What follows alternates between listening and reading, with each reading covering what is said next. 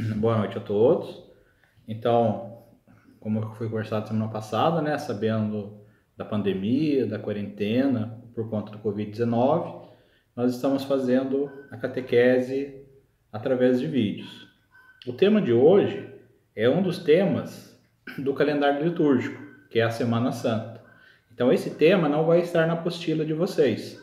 É o tema da liturgia, que é a Semana Santa, que começa agora no domingo, né, domingo de Ramos, e começa a comemoração da Semana Santa, Semana Maior. Então nós pedimos primeiramente a Deus que nos abençoe, nos guarde e nos proteja, a Nossa Senhora Auxiliadora que interceda por nós, para que Jesus derrame o Espírito Santo para conduzir o nosso estudo, o nosso encontro e a nossa sabedoria, para que a gente aproveite bem a palavra de Deus. Em nome do Pai, do Filho e do Espírito Santo. Amém.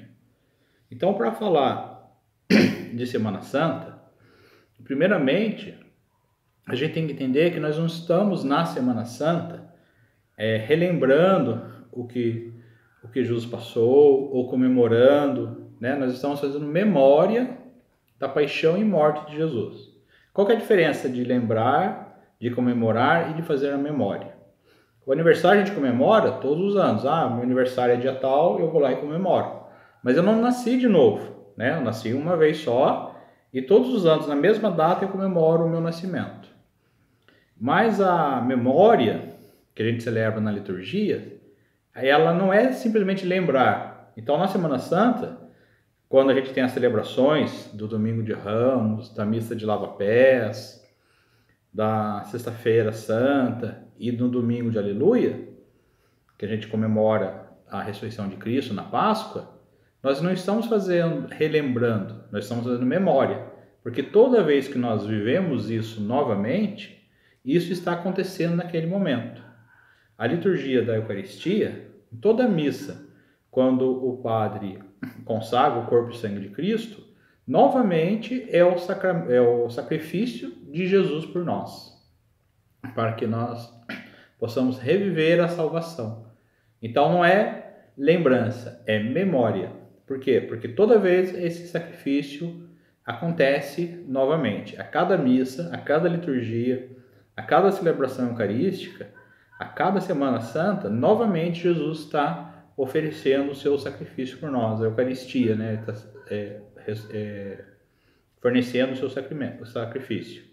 E por que tem a Semana Santa? Antes de a gente explicar a Semana Santa, depois eu vou até colocar um segundo vídeo com os passos, um vídeo mais ilustrativo, mais divertido até, de qual que foi os passos que Jesus fez ali na Semana Santa, para a gente relembrar eles. Mas, o que a gente tem que entender? Que no princípio existia Deus ele é eterno, que isso quer dizer que ele sempre existiu e ele sempre vai existir. Então Deus não tem, como que Deus surgiu? Deus não surgiu, ele é eterno, ele sempre existiu.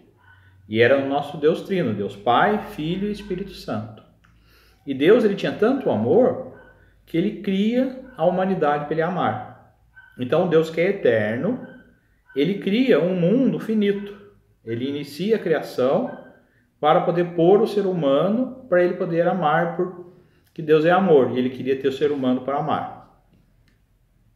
Na palavra de Deus, no livro de Gênesis, capítulo 1, versículo 1, Deus nos fala: no princípio, Deus criou os céus e a terra. A terra estava informe e vazia. As trevas cobriam o abismo, e o Espírito de Deus pairava-se sobre as águas.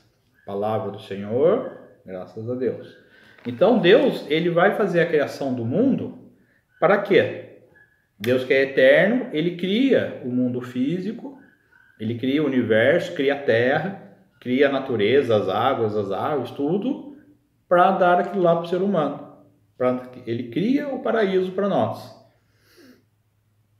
Imagina um pai amoroso que pega um dos quartos da casa, quando sabe que a mulher está grávida, ele pega um dos quartos da casa e pinta a parede, compra um berço, põe os brinquedinhos enfeitando, ele prepara um quarto para receber seu filho. E Deus criou um universo um planeta maravilhoso, um paraíso para nos receber. E aí Deus ele coloca o ser humano nesse paraíso. Mas aí Deus ele é amor. Então ele não nos cria como escravos ou como pessoas sem liberdade. Um dos critérios do amor é o livre-arbítrio. E aí Deus, na figura da parábola bíblica, né, do Adão e Eva, na figura mítica de Adão e Eva, Deus fala: eu fiz um mundo perfeito e vocês conhecem só o bem. Então fiquem longe do fruto proibido para vocês não conhecerem o mal. Para que vocês fiquem sempre aqui comigo no caminho do bem e vivam nesse paraíso. E Lúcifer, o diabo, o demônio, o anjo caído, por inveja da humanidade, ele vai tentar a humanidade para afastar a humanidade de Deus. E aí ele fala para Adão e Eva que se eles conhecerem o mal, eles vão se tornar iguais a Deus. E é interessante que às vezes a gente ouve falar assim: a serpente enganou Adão e Eva no paraíso. Mas se eles fossem enganados, quando você faz algo errado por engano, não é pecado. Porque você não tem a consciência que está fazendo errado. Foi um acidente, foi sem querer, você não sabia, alguém te enganou, né? O que faz a gente pecar? É quando eu sei que algo é errado e mesmo assim eu faço. Por isso que o diabo ele faz a tentação. Tentar é nos convencer a fazer algo que a gente sabe que é errado. Então Adão e Eva sabiam que não era para comer aquele fruto. Porque se eles comessem aquele fruto, eles iam conhecer a diferença do bem e o mal. Porque tem o bem e o mal, tem a luz e a escuridão, o calor e o frio. Sempre tem os dois lados. Mas, o que o diabo faz? Não, se você comer do fruto proibido e você conhecer o bem e o mal, você vai se tornar igual a Deus. E eles acham que estão levando vantagem. Deus falou para não fazer, mas se eu fizer, eu vou levar vantagem, aquilo vai ser bom, vai ser melhor para mim. Lembra, né? É igual o malandro com o otário, né? Por que o malandro engana o otário? Por que ele consegue aplicar o golpe? Porque a pessoa quer levar vantagem. Né? Esse produto aqui custa R$10, mas eu vou vender para você por 5. Aí você espertão, tá levando vantagem e compra um produto falso e é enganado. Então a tentação é isso. Ele não engana você, porque senão não seria pecado. Ele tenta te convencer a fazer algo que é errado, mesmo sabendo que é errado. E a humanidade, ao pecar, ao aceitar essa tentação e querer fazer uma coisa, mesmo sabendo que não podia fazer, ela deixa o pecado entrar no mundo. E aquele paraíso que existia deixa de existir. Mas Deus não desiste da humanidade. E ele continua tentando resgatar a humanidade, porque o salário do pecado é a doença, é a morte, né? Tudo que tem de ruim no nosso mundo é por conta do pecado, porque nós deixamos o pecado entrar. Mas Deus não desiste. Aí o que Deus faz? Deus manda Noé, Deus manda Abraão, Moisés, os profetas, e mesmo assim não consegue resgatar a humanidade. E aí finalmente Deus decide mandar Jesus para definitivamente nos resgatar. E aí na palavra de Deus, Evangelho de São João, capítulo 1, versículo 1. No princípio era o Verbo, e o Verbo estava junto de Deus, e o Verbo era Deus. Ele estava no princípio junto de Deus. Tudo foi feito por ele, e sem ele nada foi feito. Nele havia vida, e a vida era a luz dos homens. A luz resplandece nas trevas, e as trevas não a compreenderam. Palavra da salvação, glória a vós, Senhor. Então, quem que é o Verbo de Deus? É Jesus. No Antigo Testamento, o povo de Deus, quando cometia um pecado, eles, como forma de arrependimento, de se reconciliar com Deus, eles faziam um sacrifício de uma pomba, de um carneiro, de uma ovelha, de um boi. Para quê? Para que aquele sangue derramado do animal sacrificado lavasse o pecado deles. Só que mesmo assim, né, como eu falei, mesmo com Noé, Abraão, Moisés, Elias, Isaías, rei Davi, todos os profetas, a humanidade não conseguiu se redimir do seu pecado. Então Deus manda Jesus, que é o Cordeiro de Deus, que ele vem se sacrificar pelo nosso pecado. Jesus, que era verdadeiramente Deus, verdadeiro homem, que não tinha pecado, ele vai morrer na cruz por nós, para salvar os nossos pecados. E por isso aí chegamos na Semana Santa. Então, na vida pública de Jesus, temos as epifanias, né, que é quando Jesus mostra que ele é Deus, no Natal, quando a estrela de Belém indica o caminho, quando o anjo anuncia os pastores, quando Jesus é batizado e o Espírito Santo desce sobre ele, Deus fala, eis o meu filho amado. Então, em vários momentos, é mostrado que Jesus é o Filho de Deus. E qual que foi a função dele? Ser esse sacrifício.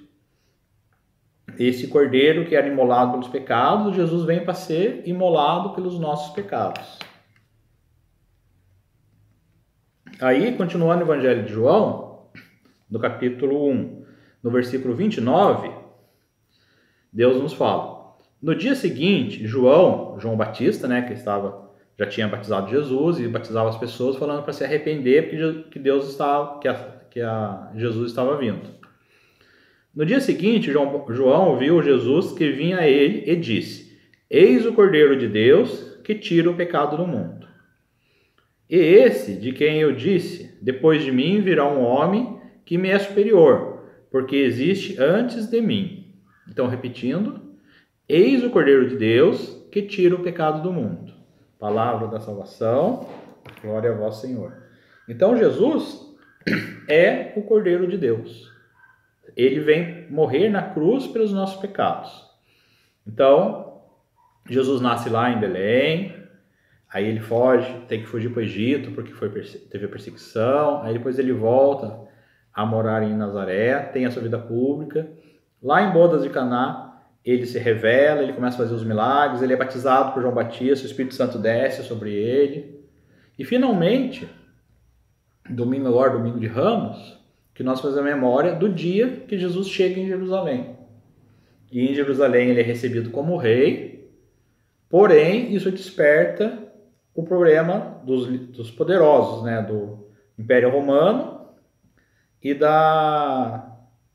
dos chefes do povo judeu, que não queriam perder, os chefes do povo judeu e os romanos não queriam perder o seu poder. E Jesus, ele se apresentava como uma ameaça a esse poder.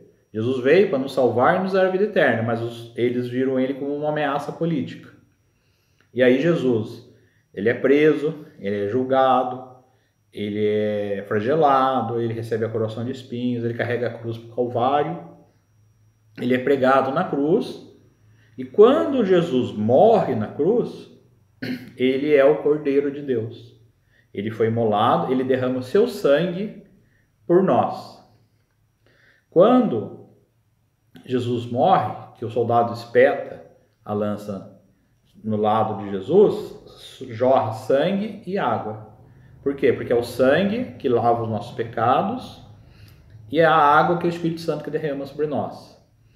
E aí o véu do templo, ele rasga. O que isso quer dizer? O templo tinha a Arca da Aliança com os 10 mandamentos que representava Deus e um véu que impedia as pessoas de chegar até a Arca da Aliança. Ou seja, o véu que impedia nós de chegarmos até Deus. E esse véu que existia era o pecado.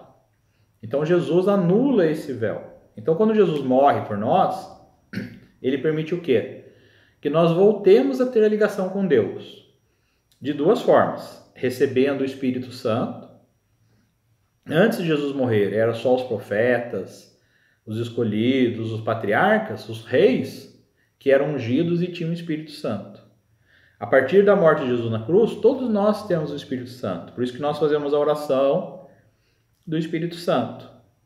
E o sangue de Jesus perdoa o nosso pecado. O pecado de Adão e Eva, o nosso pecado original, que nos permite voltar para o céu.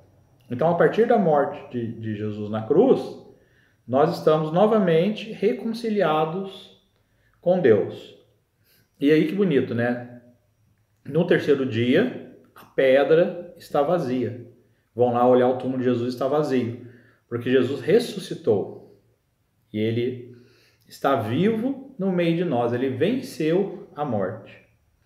Então Jesus, ele é Deus vindo até nós. Ele fez diversos milagres para mostrar que ele é Deus. Ele morreu na cruz para pagar o nosso pecado, porque aí a gente poderia ser reconciliado com Deus. E ele ressuscitou ao terceiro dia, ou seja, ele venceu a morte, né? Às vezes as pessoas brincam, né, que na vida se dá jeito para tudo, menos para a morte.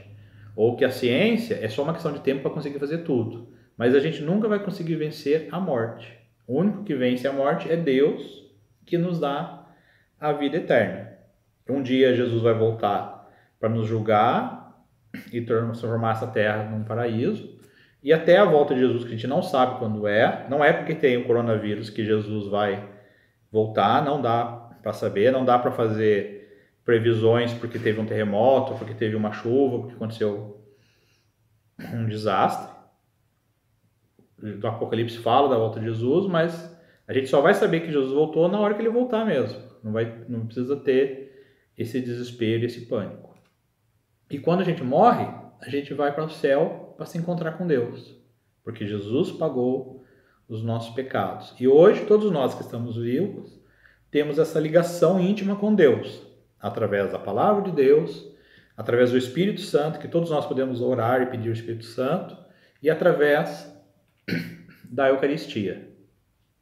E agora, semana que vem, nós vamos viver isso pela internet, pelos vídeos, mas nós vamos ter o Domingo de Ramos, que é a chegada, o lava-pés, quando Jesus mostra que o verdadeiro amor é servir aos irmãos, e vamos ter a paixão de Cristo, a crucificação, tudo isso para quê? Porque Jesus nos resgata, ele deu a vida por nós. E no domingo de Páscoa nós comemoramos a ressurreição de Jesus, que assim como Jesus ressuscitou e venceu a morte, nós vamos para o céu. Nós também vamos ter a vida eterna. Não porque merecemos, mas porque Jesus a conquistou por nós. Então eu encerro esse vídeo com essa mensagem. Semana Santa, como está cheio disso na internet, né? Semana Santa não é feriado. Com a quarentena, realmente ninguém vai poder viajar, né? Quem tem bom senso não vai viajar, mas temos que lembrar que Jesus, na liturgia, nós fazemos memória de Jesus. Não é uma lembrança, não é uma recordação, não é uma comemoração. Aquilo acontece todos os dias. Todos os dias, na Santa Missa, é renovado o sacrifício de Cristo por nós. Então vamos assistir às celebrações online, acompanhar, seguir as orientações do pároco, da diocese e viver bem essa Semana Santa. Com o devido respeito, com a solenidade, porque Cristo morreu por nós e que isso seja um aperto no nosso coração, né? Que nossa salvação não foi conquistada por belas palavras, mas pelo sangue de Jesus na cruz, mas com alegria esperançosa, que no domingo de Páscoa, no terceiro dia, Jesus ressuscita. E um dia todos nós ressuscitaremos e estaremos ao lado de Deus, porque Jesus conquistou isso para nós. Então, com muita alegria, com muita seriedade, com muita esperança e principalmente com muita conversão do nosso coração, nós possamos viver bem essa Semana Santa. E procure participar de todas as atividades da Semana Santa, pela internet, pelas redes sociais, para fazer a memória de Cristo. E que isso vá aumentando a conversão dos nossos corações. Amém? Então eu encerro esse encontro de hoje e até o nosso próximo encontro. Muito obrigado, que Deus os abençoe. Amém. Em nome do Pai, do Filho e do Espírito Santo. Amém.